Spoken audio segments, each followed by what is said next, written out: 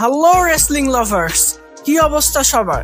স্বাগত সবাইকে wrestling lovers নেটওয়ার্কের আরো একটি ব্র্যান্ড নিউ ভিডিওতে।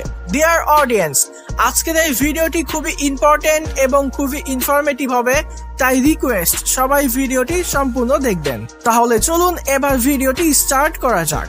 নাম্বার 1, ট্রাইবাল চিফ রোমান রেঞ্জের রিটার্ন বা নেক্সট অ্যাপিয়ারেন্স। ক্লাস ইন প্যারিসে রোমানকে যে বাজেভাবে মার খাওয়ানো হয়েছে তাতে এই বিষয়টা বোঝা যায় এবার রোমানকে লম্বা সময় অফ রাখা হবে। আর এই বিষয়টা আরো অনেক বেশি কনফার্ম হয়ে যায়, রোমানকে স্ট্রেচারে করে নিয়ে যাওয়া হয়েছে। আপনাদেরকে মনে করতে বলা হলে আপনাদের মাইন্ডে এরকম খুব কম মোমেন্টই আসবে যেখানে রোমান রেঞ্জকে স্ট্রেচারে করে নিয়ে যাওয়া হয়েছে। রোমানকে কিন্তু এর আগেও আরো অনেক বেশি বাজেভাবে মার খাওয়ানো হয়েছে, তবে রোমানকে কিন্তু স্ট্রেচারে করে নিয়ে যাওয়া হয়নি।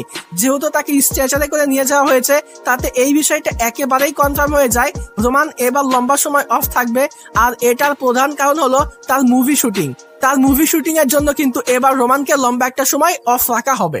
এখন কথা হলো, রোমান রেঞ্জ যে লম্বা একটা সময় টাইম অফে থাকবে এটা তো কনফার্ম, তবে তার নেক্সট অ্যাপিয়ারেন্স বা তার রিটার্ন কবে হতে পারে এটা নিয়ে কিছু নিউজ পাওয়া গেছে। তো রিসেন্ট নিউজ এবং আপডেট অনুযায়ী রোমান রেঞ্জ কিন্তু ক্রাউন জুয়েলে বা ক্রাউন জুয়েলের পরে রিটার্ন করতে পারে। তার অ্যাপিয়ারেন্সটা কিন্তু ক্রাউন জুয়েল বা ক্রাউন জুয়েলের পরে হতে পারে। যদি কোনো মিরাক্কেল ঘটে যায় তাহলে ক্রাউন জুয়েলের আগে আমরা রোমান রেঞ্জের রিটার্ন দেখতে পেয়ে যাব এবং ক্রাউন জুয়েলে রোমান রেঞ্জ একটা ম্যাচ খেলবে। তবে এটার সম্ভাবনা কিন্তু খুবই কম। সম্ভবত রোমান রেঞ্জ ক্রাউন জুয়েলের দিনেই রিটার্ন করতে পারে অথবা ক্রাউন জুয়েলের পরে রিটার্ন করতে পারে এবং ফাইনালি সার্ভাইভাল সিরিজে গিয়ে আমরা রোমান রেঞ্জের কোনো একটা ম্যাচ দেখতে পেতে পারি। তবে যেমনটা বললাম, যদি কোনো মিরাক্কেল হয়ে যায় তাহলে আমরা ক্রাউন জুয়েলে রোমান রেঞ্জের ম্যাচ দেখতে পেতে পারি। তবে আবারও বলতেছি, এটার সম্ভাবনা কিন্তু খুবই কম। রোমান রেঞ্জ ক্রাউন জুয়েলে বা ক্রাউন জুয়েলের পরে রিটার্ন করতে পারে, তার অ্যাপিয়ারেন্সটা ক্রাউন জুয়েলের দিনে অথবা ক্রাউন জুয়েলের পরে হতে পারে এবং সার্ভাইভাল সিরিজে গিয়ে আমরা ফাইনালি রোমান রেঞ্জের ম্যাচ দেখতে পেতে পারি। নাম্বার 2, এজে লি রিটার্ন। ক্লাস ইন প্যারিসে আমরা ওয়ার্ল্ড হেভিওয়েট চ্যাম্পিয়নশিপের জন্য একটা ফেটাল 4-এর ম্যাচ দেখতে পাচ্ছিলাম LA night, J Uso, CM punk এবং সেথ রলিন্সের মধ্যে। তো ম্যাচের এমন একটা সিকোয়েন্স আছে যে সিএম পাঙ্ক এবার একটা জিটিএস লাগিয়ে সেথ রলিন্সকে হারিয়ে সে হবে নতুন ওয়ার্ল্ড হেভিওয়েট চ্যাম্পিয়ন। তবে সেখানে বেকি লিঞ্চ চলে আসে এবং সে এসে সিএম পাঙ্ককে লো ব্লো লাগায়, যার কারণে সিএম পাঙ্ক কিন্তু সেই ম্যাচটা জিততে পারে না। এমনকি গত মানডে নাইট রতেও কিন্তু বেকি লিঞ্চ সিএম পাঙ্কের সঙ্গে অনেক বাজে ব্যবহার করে আর সিএম পাঙ্ক কিন্তু তার জবাবে বলে যে বেকি লিঞ্চ তোমাকে কিন্তু এটার জন্য পে করতে হবে। তো এই বিষয়টা কনফার্ম যে সিএম পাঙ্কে কিন্তু সাহায্য করার জন্য একজন আসতে পারে। এখন অনেকগুলো সুপারস্টারের নাম সামনে এসেছে, তবে সব থেকে যেটা সম্ভাবনা বেশি সেটা হলো তার ওয়াইফ এজে লি রিটার্ন। এমনকি গত মানডে নাইট রতে সিএম পাঙ্ক কিন্তু নিজেই এজে লি রিটার্নের একটা টিজ দিয়েছে। এখনো অব্দি সর্বশেষ যে নিউজ পাওয়া গিয়েছে এবং সিএম পাঙ্কের টিজ অনুযায়ী আমরা আগামী স্ম্যাকডাউনে এজে লি রিটার্ন দেখতে পেতে পারি। তবে আমার কাছে মনে হয় যে এটা হওয়ার সম্ভাবনা খুবই কম, কারণ এজে লির মতো এত বড় সুপারস্টারকে নর্মাল একটা স্ম্যাকডাউনে শোতে রিটার্ন করানো হবে এটা আমার কাছে মনে হয় না।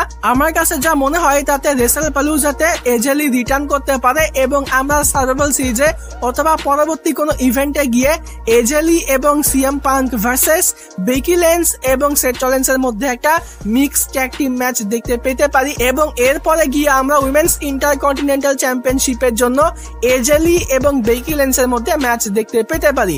তবে সর্বশেষ নিউজ অনুযায়ী আগামী স্ম্যাকডাউনেও এজে লি রিটার্ন হতে পারে। তবে এই বিষয়টা কিন্তু এখন কনফার্ম সর্বশেষ আপডেট অনুযায়ী যে এজে লি কিন্তু খুব শীঘ্রই রিটার্ন করতে যাচ্ছে। নাম্বার 3, জন সিনা। জন সিনাকে নিয়ে কিন্তু ভয়ঙ্কর একটি গুড নিউজ পাওয়া গেছে। জন সিনার কাছে খুব সম্ভবত আর 7-8টা মতো ডেট আছে, 7-8টা মতো অ্যাপিয়ারেন্স জন সিনা দিতে পারে।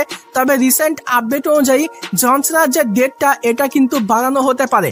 আমি আগেই এই বিষয়টা ক্লিয়ার করে দিই, এই বিষয়টা নিয়ে কিন্তু এখন অব্দি শুধুমাত্র আলোচনায় করা হচ্ছে।